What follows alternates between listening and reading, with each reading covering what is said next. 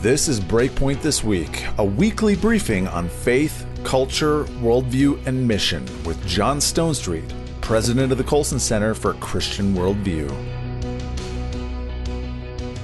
Ideas have consequences, bad ideas have victims. Welcome to BreakPoint This Week. I'm John Stonestreet here along with Warren Smith, talking about the stories of the week from a Christian worldview.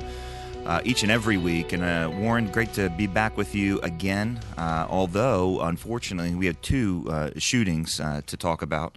Yeah, unfortunately. It's like a weekly occurrence. One in my hometown of Charlotte, North Carolina, but I know, John, probably the one you want to spend most of the time with is the synagogue shooting that happened out in California. Well, yeah, and for a number of reasons, not only because it's another example of anti-Semitic violence, and we've seen far too many of those in recent days, if you talk about the Tree of Life Synagogue shooting not that long ago. But our colleague, Shane Morris, who's one of our BreakPoint writers, writes columns, also writes over at Pathos and other places, wrote a terrific piece, and I want to bring people's attention to it. Here's the title of Shane's piece: A Quiet Piano-Playing Presbyterian Mass Shooter. I mean, we've become used to, Warren, the shooters that we see. If you think about folks like Dylan Roof, Adam Lanza, they do tend to fit a profile, and people of kind of desperate, lonely individuals. They're disconnected from society. And in many ways, this shooter was as well. But of course, the difference was, as Shane wrote, he was a 19-year-old college student with a 4.31 GPA in high school. He loved to play the piano. His dad, and this is the most disturbing part for all of us, his dad was an elder, or is an elder, in the Orthodox Presbyterian church. And I think that's what triggered really Shane to write the piece that he did. But this one is what made this one hard to stomach. It's easy to kind of line up these individuals and say they're not one of us. And of course, no one that does this sort of thing is one of us. None of them are ever acting in Christ. But to claim that makes it a very, very difficult situation, especially because we're not talking about a fringe group here. We're talking about the Orthodox Presbyterian Church. Yeah, that's right. It is a great denomination generally. But, you know, the point that Shane makes, which I think is a great point to make, and one worth reiterating here, John, is that despite a great family, despite a great church, despite active involvement in his community, Shane makes the point that even with all of that, there are so many cultural forces out there competing with those great influences for the attention of our young people. And apparently in this particular case, some of those competing forces, those other forces that were not so solid, not so strong, not so positive, won. Yeah, listen to this, what Shane wrote, and we're going to link to this. Come to breakpoint.org, click on the link there on the homepage that says resources mentioned on the radio and podcast. No one noticed Ernest going bad, not even those closest to him, Shane writes. His parents say they raised him to reject hate and show love. They describe his turn toward evil as a terrifying mystery.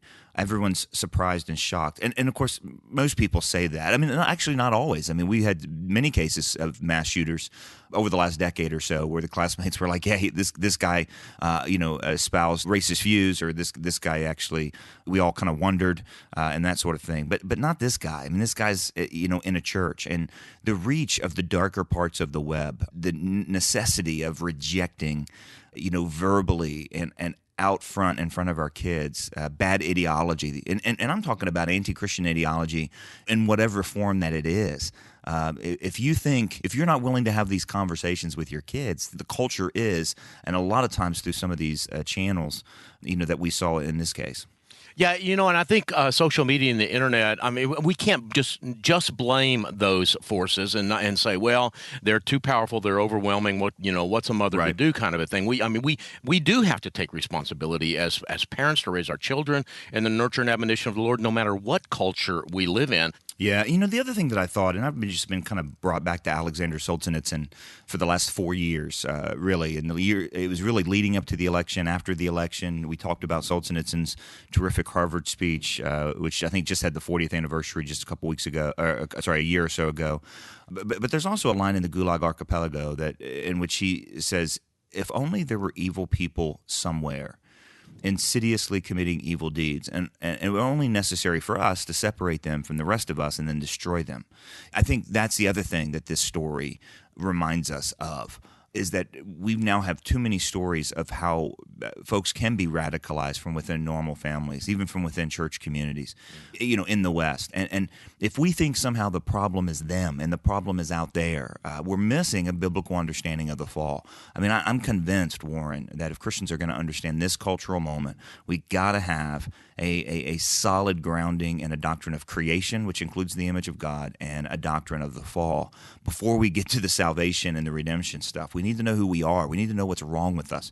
We need to know the problem's not just out there. And Solzhenitsyn goes on to say, but the line dividing good and evil cuts through the heart of every human being. Yeah, we got to take responsibility. And I'm not saying that everyone is capable of this sort of evil in and of themselves, but everyone's capable of going down a path towards hate, towards bitterness, towards lust, towards, you fill in the blank. And no one decides, one day to wake up and become a serial killer. No one wakes up one day and decides to become, to cheat on their wife. It is as Andrew, not Andrew, the other Peterson. Eugene Peterson. Eugene Peterson. Yeah, wow. That's right. That's right. I had a Wilberforce weekend moment there. Yeah, we like them both. We do, yeah. It was Eugene Peterson quoting, Nietzsche said, life is a long obedience in the same direction. And the problem's not just out there. It's in here as well. Well, you're listening to BreakPoint this week. John Stonestreet here along with Warren Smith. I want everyone to read this incredible article by our colleague Shane Morris. He is a fantastic talent, but he really, really hit it out of the park with this one. It's important content. Come to breakpoint.org, click on the link there on the homepage that says resources mentioned on the radio and podcast, and we'll link you to the various resources that we mentioned in today's program, but especially this article by Shane. And again, the title's worth the price of admission, A Quiet, Piano-Playing, Presbyterian Mass Shooter. You're listening to BreakPoint This Week. I'm John Stonestreet with Warren Smith. We'll be right back. We invite you to visit breakpoint.org. While you're at our website, be sure to browse our online Colson Center store of great books and other resources. And you can link up to our social media sites like Facebook and Twitter.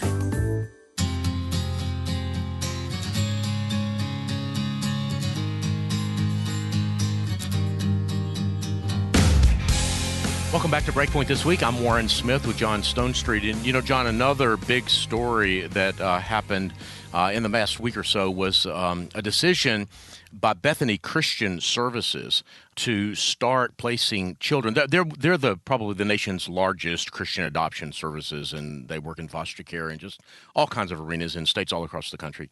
But they made a decision based on a difficult situation that they were in to start placing kids with LGBT families as part of a court settlement. And I think it's hard to know what to think about this. I mean, Bethany was in an extraordinarily difficult position. If they didn't comply with this court ruling, they were probably going to have to shut down, or at least shut down in one state, and that would compromise their ability to work with thousands and thousands of other families. On the other hand, it is a compromise of principle, and I don't think there's any doubt about that. Yeah, look, this is kind of the new normal. We're going to have to figure out going forward what it looks like to walk in Christian faithfulness in an extraordinarily difficult situation when you have the power of the state coercing this. We talked about this in weeks past, and I think the good occasion to talk about it again, not only this story, but we've just received copies of a new book that I had the privilege of co-editing with David Dockery, the president of Trinity International University, really kind of reflecting on the commitments of the Manhattan Declaration. And the Manhattan Declaration closed by saying, we will ungrudgingly render to Caesar what belongs to Caesar, but we can never render to Caesar what belongs to God. That's a document that dates back 10 years, 2009. And you look back then and you think, what was Caesar claiming in 2009? Well, we kind of saw what was coming in terms of marriage, and we kind of saw what was coming in terms of religious liberty, but really it was just life. 10 years later, Caesar's really laying claim on all three. And Caesar is not only, what happens in D.C. In this case, it's what happens, in the state of Michigan. We've talked about how important the states are when it comes to life. We can also say, living in Colorado and seeing what the Colorado Civil Rights Commission did to Jack Phillips, making him choose between his existence as a Christian baker and kind of his convictions. That's what really happened here in the state of Michigan, where basically the state of Michigan said to Bethany Christian Services, you got to put kids in with same-sex couples. Here's what's difficult about this. This was in the state of Michigan. Obviously what's going to happen there is going to trickle around the states, but Bethany, of course, is nationwide. They had to make this decision. Of course, advocates of LGBT advocates would say this is a form of public accommodation. It's not, just because there are plenty of other ways for LGBT couples to get accommodated in adoption. That's not a controversial thing in our culture anymore. I would say wrongly, but it's not a controversial thing anymore. And Bethany decided to change their minds. So what do you do? Do you fight it? Do you sue? Do you take it to the Supreme Court? What's at stake here? There's a bunch of things to say. Bethany has, for decades, done heroic work in helping, what James says is one of the kind of the marks of true Christianity, taking care of orphans and widows. And they've done the orphan part, and they've done it really, really, really well. So this is when you're forced to choose, do we stop serving all of those kids because of this conviction? Catholic Charities in Boston said, that they could not cross that line. That was a line too far. And they've served, heroically, thousands and thousands of children through their life as well. There's also, when one group won't defend their rights as their religious freedom, it becomes really difficult for other groups to do it. Yep. And that's another part of this story. But this is also going to be the new normal. We're going to have to decide, where's the line? Well, I think, John, my frustration with this decision, and again, I don't want to throw Bethany under the bus, and as you said, let's stipulate for the record that they've done really great work over the years. It just did not seem to me, from reading the stories, and I'm not an expert on this, that Bethany exhausted every possible line of action available to them. This decision was the sort of the outcome of a 2017 lawsuit that the American Civil Liberties Union had filed. It was part of a settlement. To my knowledge, this had not gone up in the court system. It certainly had not gone to the Supreme Court.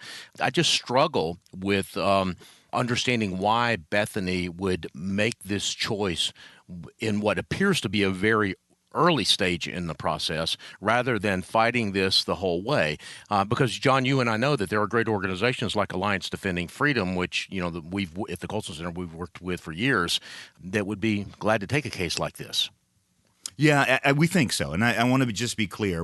There's a lot of these back details, and one of the things that I appreciate about Alliance Defending Freedom and Beckett and some of these other organizations is that they're not just interested in just fighting cases to fight cases. They're not just even interested in fighting cases that may or may not win on the wrong legal precedent. So there may be facts and details to this case that we don't know. That's right. But I have those same questions that you do, just because there's so much at stake here. And it goes back to, again, we're talking about kids, right? And we had this conversation this week in our editorial team. I just about every time that I speak on the topic of the sexual revolution and the sweeping way that the sexual revolution has run through culture in the last several decades, is the kids being experimented with. We started the show, ideas have consequences, bad ideas have victims, and kids are always the victims of the bad ideas of the sexual revolution. You can line them up. There's dozens and dozens of examples about this. And so now we have, again, and that's why I don't think same-sex adoptions are the right move. Mom and dad, they don't dad and dad, they don't mom and mom. It's just there's, as Ryan Anderson often says, there's no such thing as parents. There's only moms and dads, because mother's mother and father's father. And we shouldn't be intentionally setting up situations where that's actually not the loving, kind outcome. Yep. That's why this is a line too far. That's why, again, we've got to go back. A lot of people look at the Manhattan Declaration and say, well, look at everything that happened in 10 years. Look how much went wrong. It was a failure. The Manhattan Declaration was never a statement saying culture shouldn't go here. The Manhattan Declaration was always a statement saying Christians can't go here. And that's a huge distinction, because we don't know always how far down culture will have to go before there's some sort of reaction, recovery, or pendulum swing.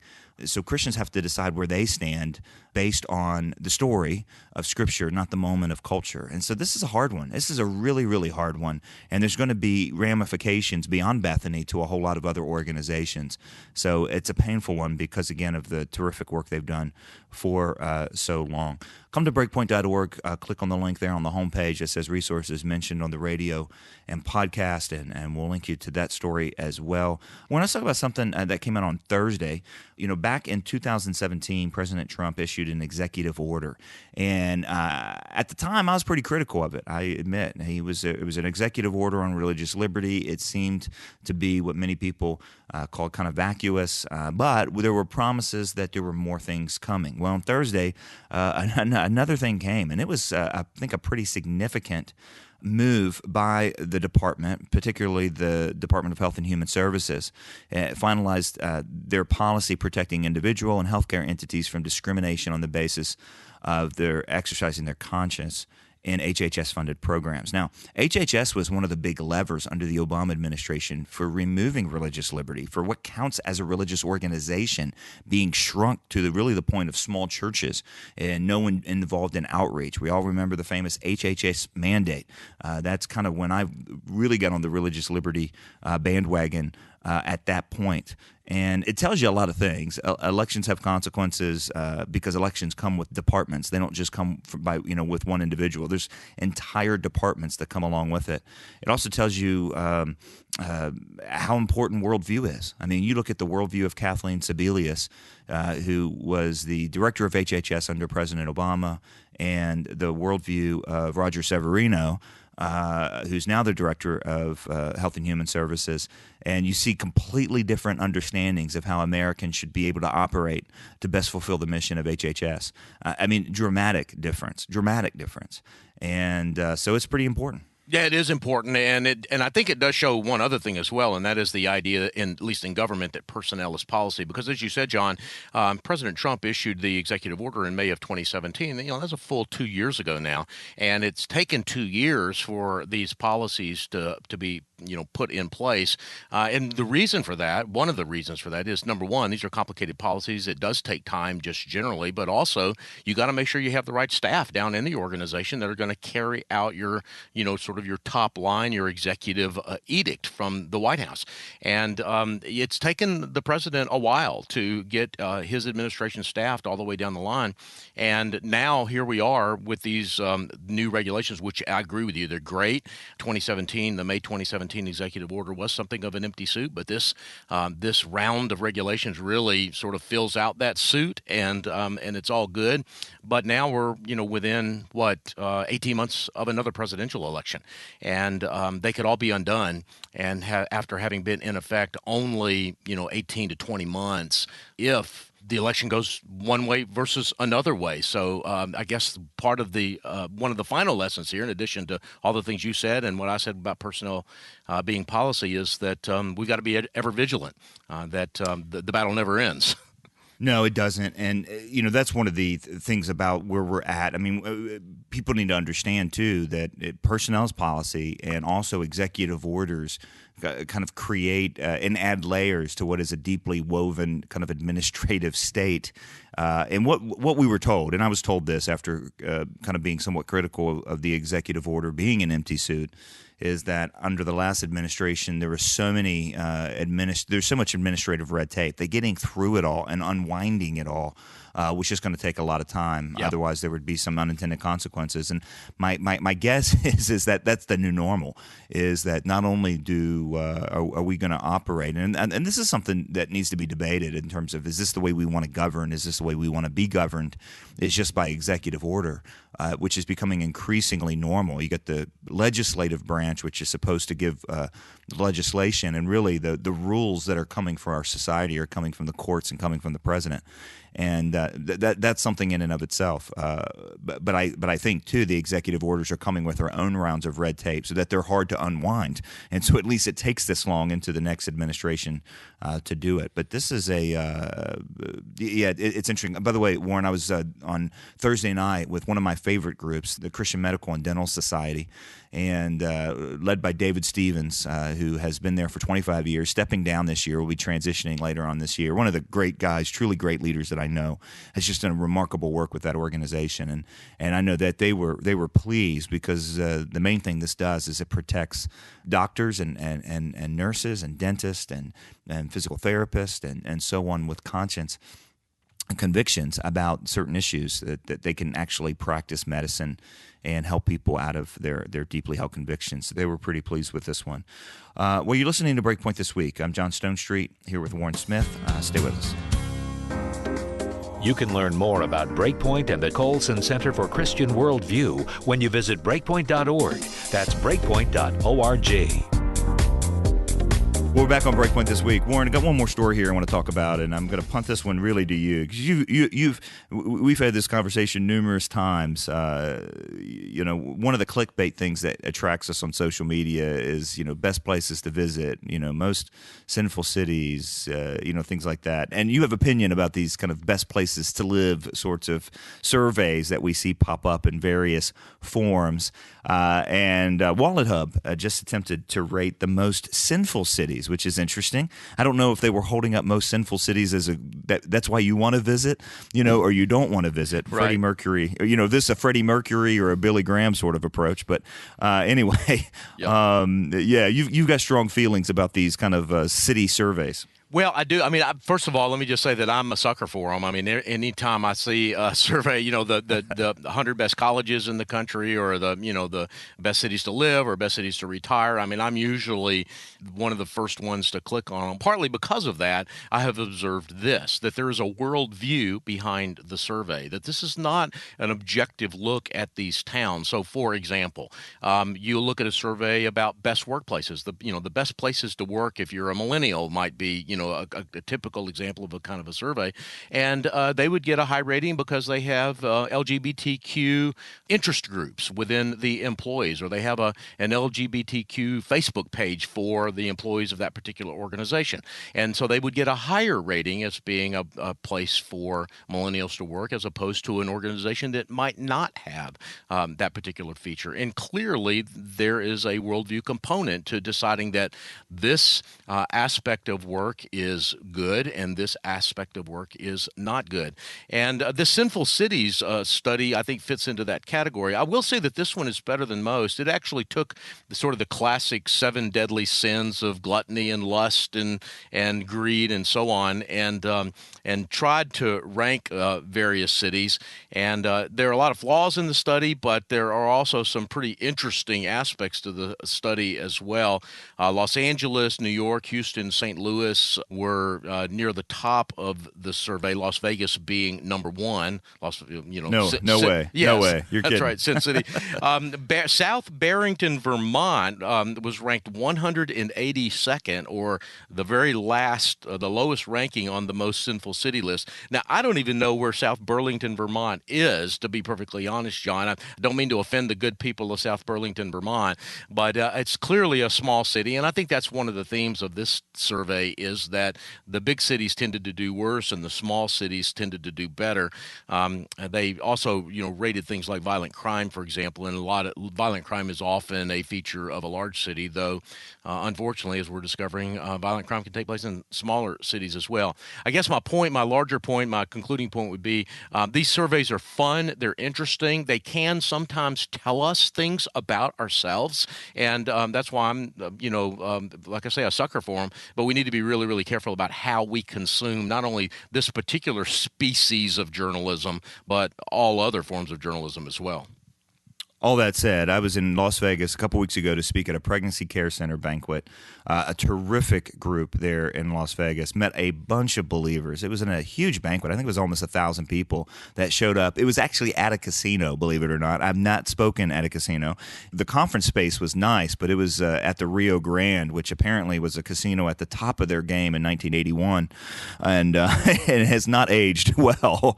And but I tell you, there was a group of believers there that are doing remarkable work for the pro-life cause specifically, but even beyond that. Well, thanks for joining us today on BreakPoint this week. I want to mention, we talked several times today about the Manhattan Declaration 10th anniversary. Two things for you. First of all, we asked a group of thought leaders to react to the Manhattan Declaration 10 years later and the statements and the convictions there. And so we have about 15 or 16 top-tier thinkers, many of whom signed the Declaration, some of whom didn't, but have commented on that in our online symposium. Come to breakpoint.org, click on the link for this program. We'll link you there, or also click on the link there on the homepage that says resources mentioned on the radio and podcast. And also, as I mentioned earlier, we got a new book, and this is a collection of 15 different essays, and contributors include Randy Alcorn, Johnny Erickson Tada, Rick Warren, Robbie George, Timothy George, Bruce Ashford, Russell Moore, and Andrew Walker, and the list goes on and on. Frederica Matthews Green, Dr. Jennifer Roback Morris. It is an outstanding lineup of Christian thinkers talking about what life, marriage, and religious liberty, what Christian conviction in those areas looks like today. You can find out information, again, by coming to breakpoint.org. And Warren, we got a webinar coming up about the Manhattan Declaration as well. We sure do, John. You and I are going to be on that webinar together. We're going to talk about the book. By the way, I should say congratulations. It's a fantastic book. You and David Dockery sort of pulled that project together, and it's, as you say, it's an amazing collection. But it's going to be May 9th. That's next Thursday, 1 o'clock Eastern Time. It's absolutely free. We're going to talk about the book, but we're more importantly going to talk about the issues that the book discusses, marriage, life, and religious liberty, and why the Manhattan Declaration is just as relevant today as it's ever been. Well, thanks for joining us today on BreakPoint this week. Again, come to breakpoint.org for these resources. For Warren Smith, I'm John Stonestreet. See you next time.